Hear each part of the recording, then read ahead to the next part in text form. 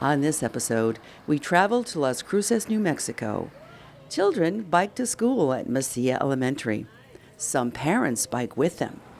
We learn about the Safe Routes to School Coalition. We talk with a city council member about pedestrians. Finally, we meet the president of a local Volkssport club. Stay tuned.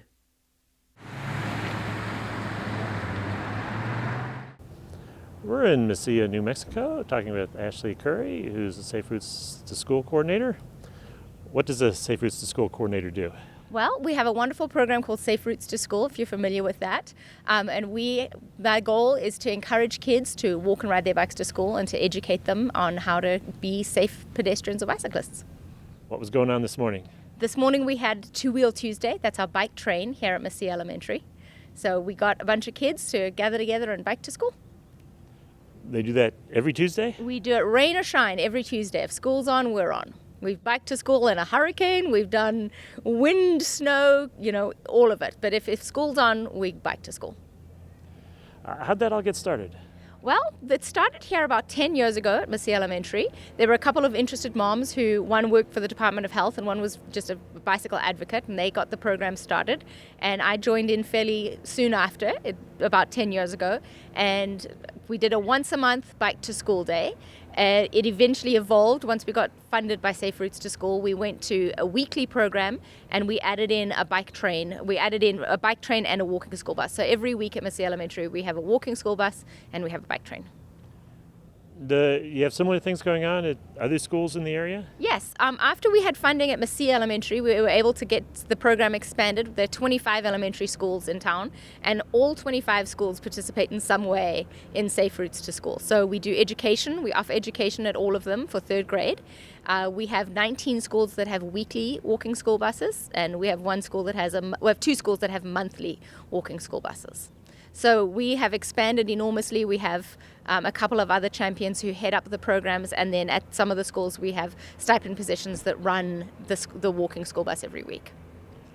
What does it take to keep a weekly program going at all these schools? So what's involved? Well, it's just trying to get a enthusiasm built for the event. We have a lot of bribery that we do of the kids. We call them incentives, but it's really just bribery. Giving them little charms, giving them little punches that they earn prizes, and then really trying to recognize them in some special way that they are kids who walk or ride their bikes to school. So there's a lot of encouragement. Oftentimes it's getting parents on board. If we can get the parents on board, the kids are always game for it.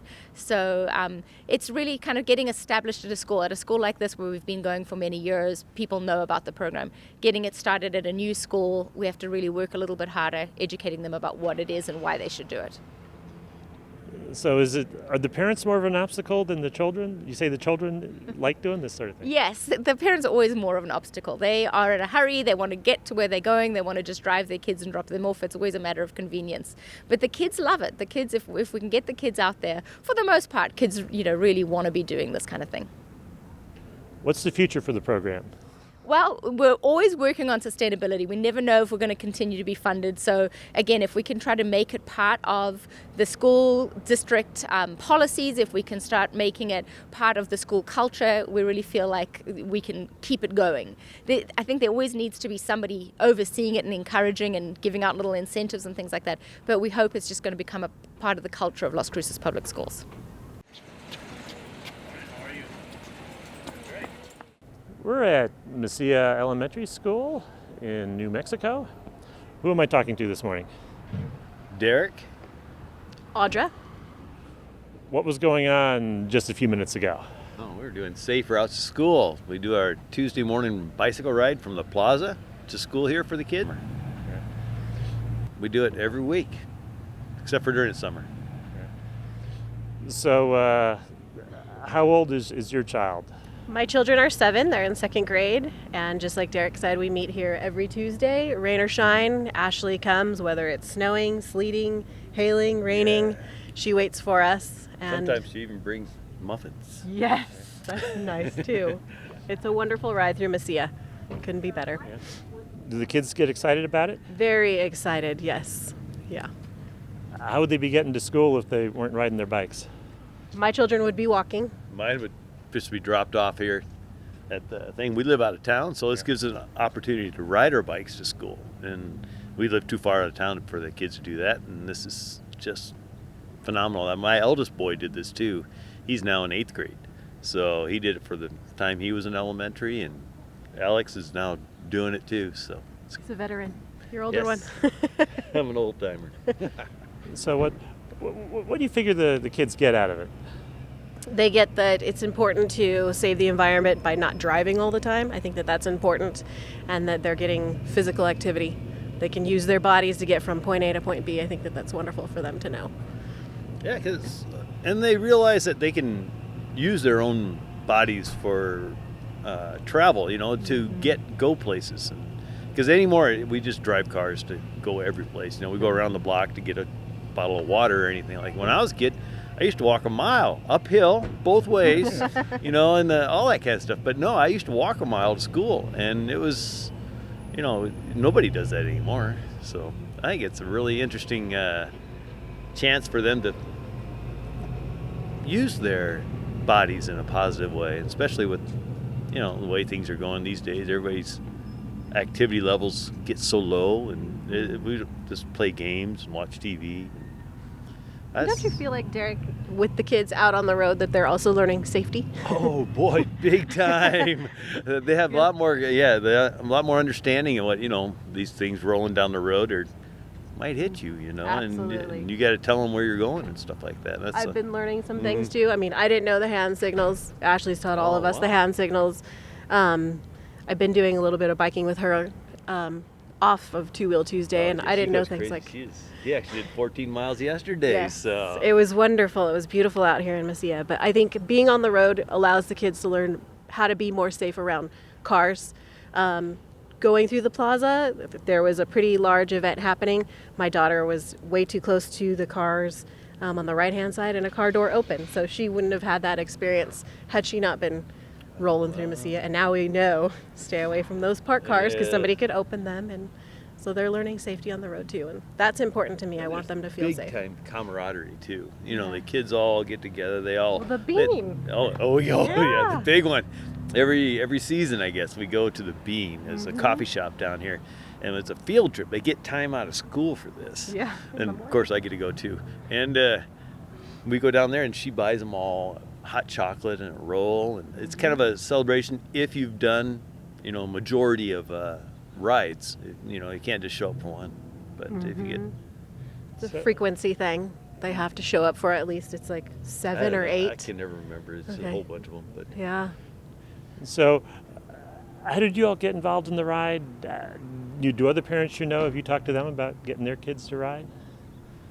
I've tried to encourage some parents to ride. I know some parents who are close, but it's a bit of a coordination. I know Derek does that coordination because you drop your truck here, then you guys bike to the plaza. Yeah. I don't know that everybody is exactly willing to do that. Yeah. We're fortunate enough that my family lives pretty close. We just bike straight to the plaza, and then my husband and I bike home.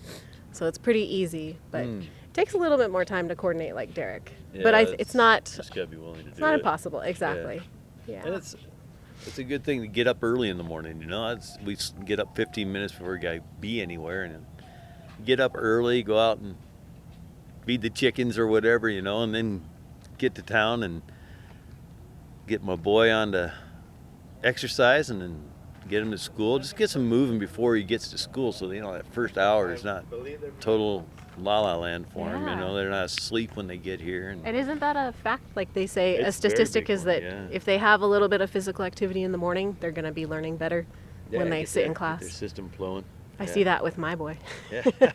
Well, and Alex is always going anyhow, but but it does get him warmed up for the morning, I think. Yes. Yeah. Get their wiggles out. Yeah. And I started with, like I said, with my son and my eldest son, and they had started, and I don't think Ashley was the first one, but she might have been. I don't know. But and then Ashley took over, and she's so personable and such a fun, and she just goes crazy with everything. And then Loves those kids. Then she offered the bean. I was in like Flint then. So. Well, now we're doing a day packing trip. Oh yeah, Yeah. we talked about that. So I our- actually planning that. Yeah, our newest awesome. incentive is where all the children that have been biking regulars, we're going to bike to a location. We're going to set up camp and spend the night, and all of us are just thrilled for that. Wow, we that's can't wait. exciting. Yeah, we're doing it I at know the we talked about that. Mayfield, I think, is where Oh. Tammy decided for us. To go to Mayfield, like The school. school? Yeah, we're going to Oh, camp wow. out on the field. All right. And the main thing is because they're young and we need bathrooms for the kids. Ah, yeah. Otherwise, we could be out in the wilderness. We're in Las Cruces, New Mexico, talking with Don Sanchez. What do you do? I am currently the Regional Director for the Public Health Division of the New Mexico Department of Health, and I oversee the Southwest region, which is an 8-county region in the southwest corner of New Mexico. What was the meeting we were just in this morning?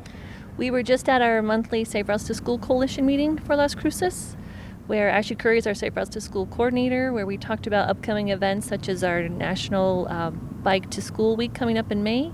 We have a huge bike family fiesta event coming up this Saturday to help kids get their bikes ready and get excited about participating in the Bike to School events the second week of May.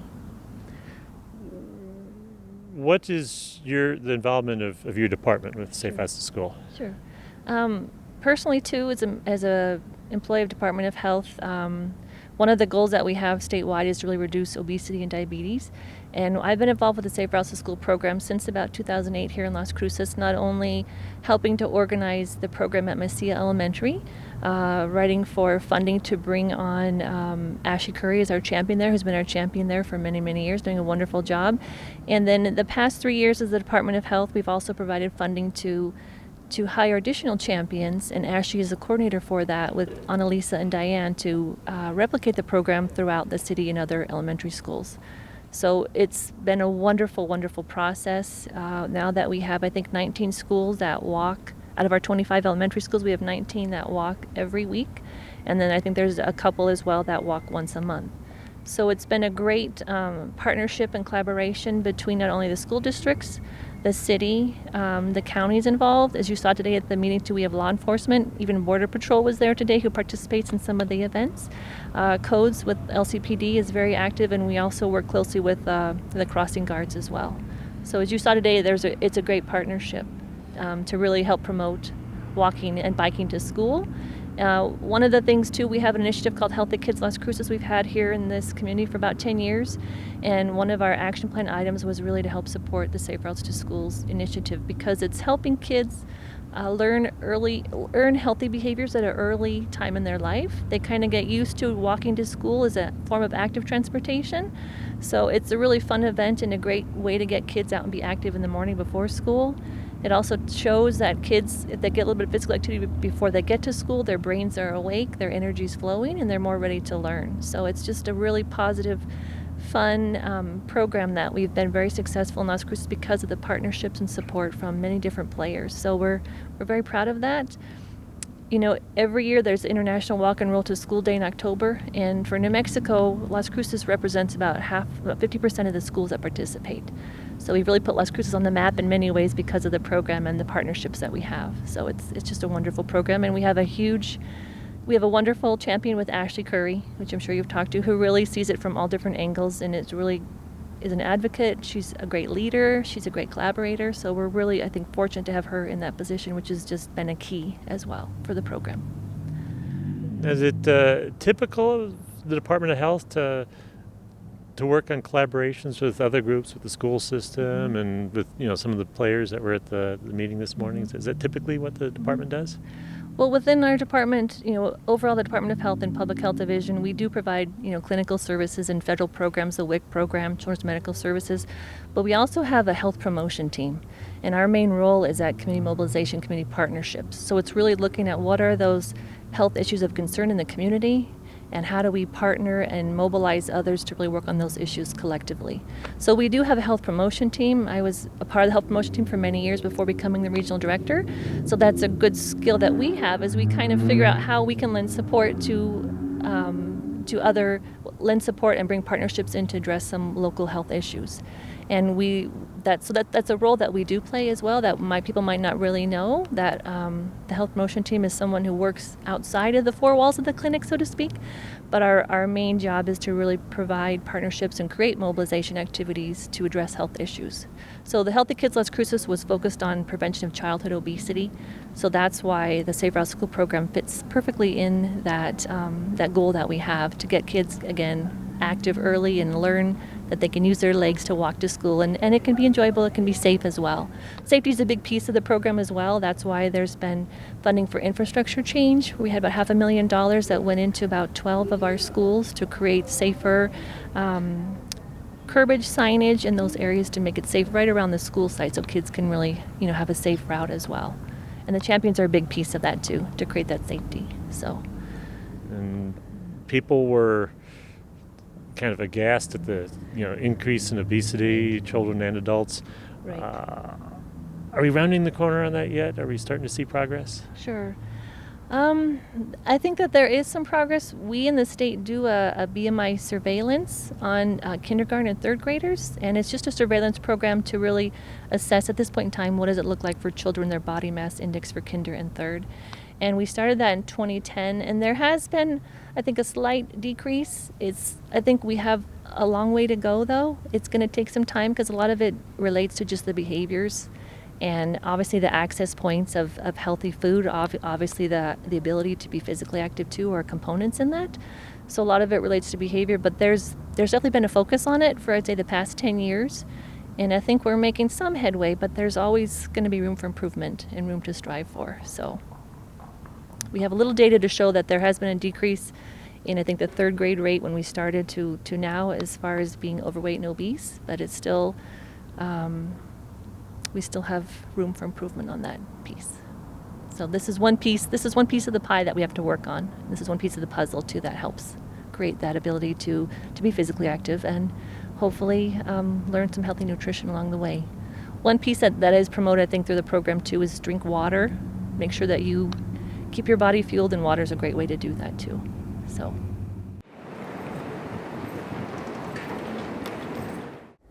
We're talking with Gil Sorg, who's a city councilor with the city of Las Cruces. How long have you been on the city council? This is my 8th year now. It'll be finishing up in November. Where do pedestrians fit into your vision for the city? Oh, I encourage pedestrians as much as possible. There's nothing better for your health than to get out and walk.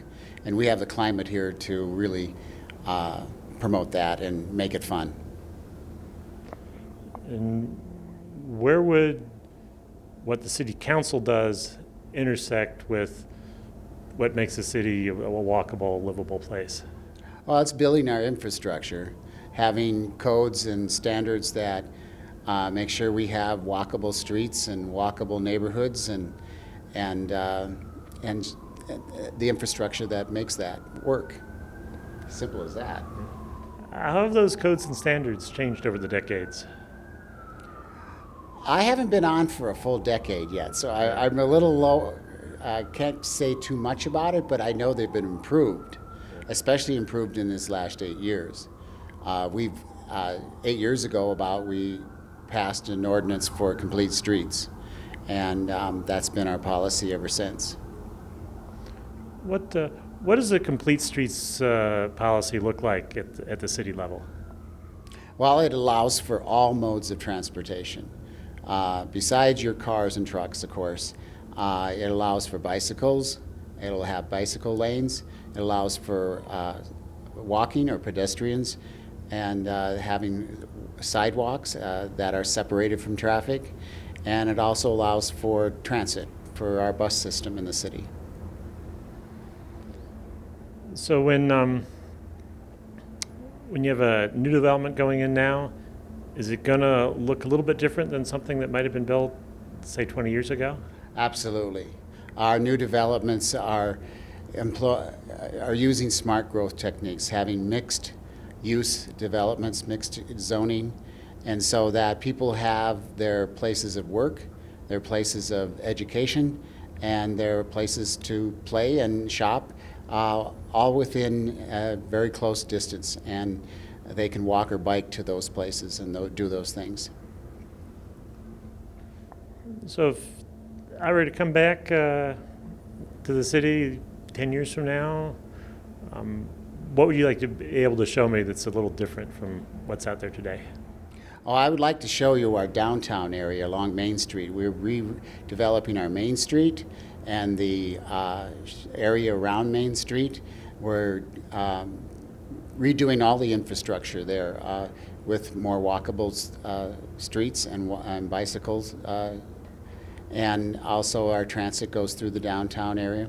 But even the new areas that are where we are growing, they are using all the complete streets and the new urbanism techniques or systems in order to make a more walkable, more bicycle-friendly city.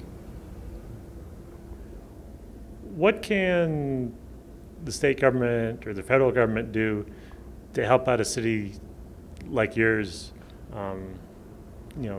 accomplish smart growth? What can you do to help or get out of the way just to not be an obstacle? Well, their funding programs should be tailored towards pedestrians and bicycle use too. Sometimes they aren't always that way, but they're improving.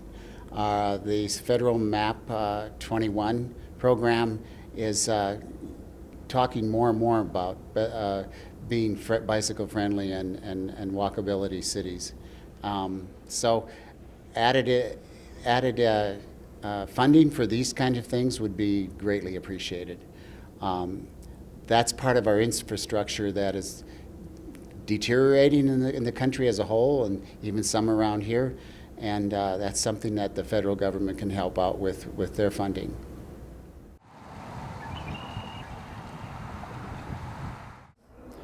We're talking with Henrietta Vargas, who's president of the Sun Country Striders. Who are the Striders? The Sun Country Striders is a Volkssport March association here in Las Cruces, New Mexico. We set up 10K walks for people to come out and enjoy our beautiful, beautiful Las Cruces. The Sun Country Striders right now have 3 what we call year-round walks that can be done anytime that people choose to. So you have a 10K walk during a wonderful neighborhood up by our Oregons, and which is the Oregon Mountains, and then of course Old Mesilla walk. And I would encourage anyone to come out and see our beautiful country. How long have you been doing Volks walks? I have been doing Volks marches, let me see, I would say close to 30 years now. How many places have you walked?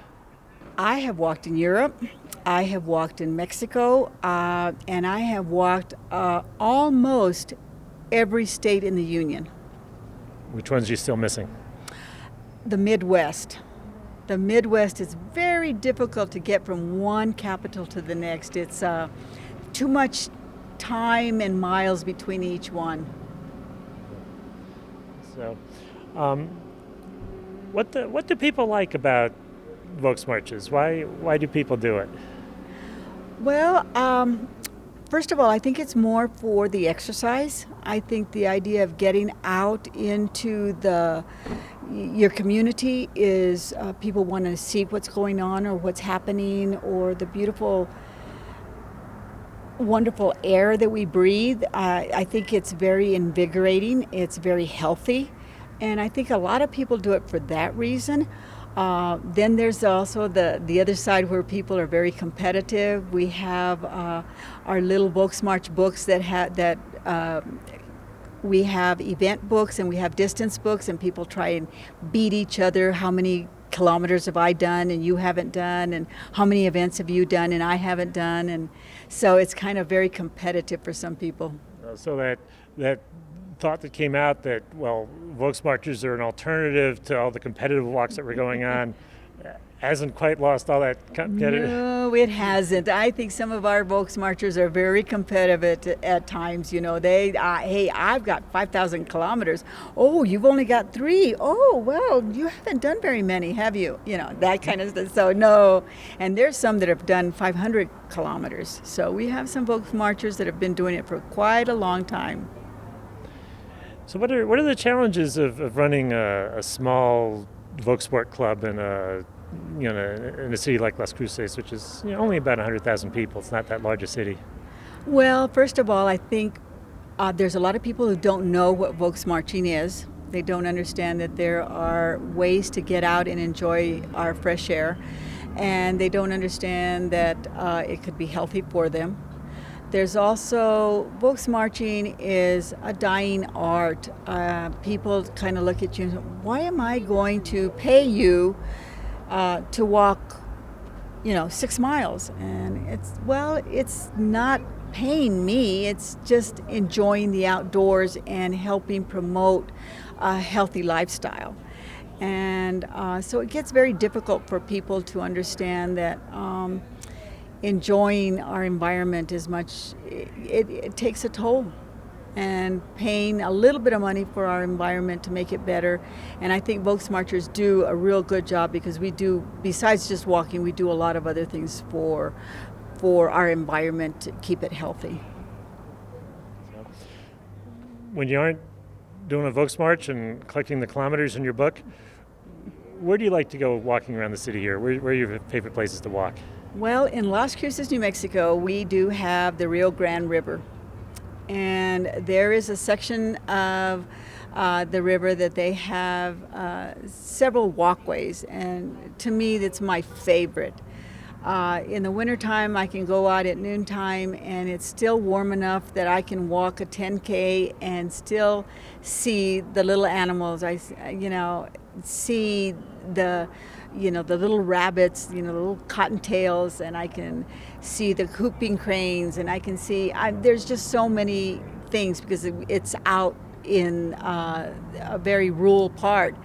So in the summertime, I get up real early in the morning, 6:30, the sun's coming up, and everything is out. That you can hear the birds, you can see the cottontails.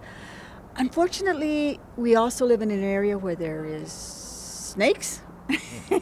And unfortunately, I am very deathly afraid of them. So I have been scared to death at times, but it doesn't stop me from coming back. I truly enjoy walking the river, and the Rio Grande is beautiful when it's running. Visit us on the internet at www.pedestrians.org.